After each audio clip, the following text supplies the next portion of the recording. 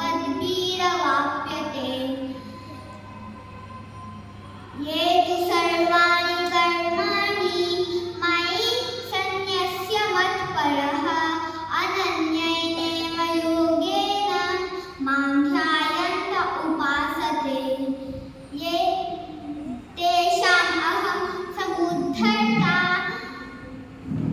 मृत्युसंसारसागरात् भवामि न चिरात् पार्थ मय्यावेशितचेतसः।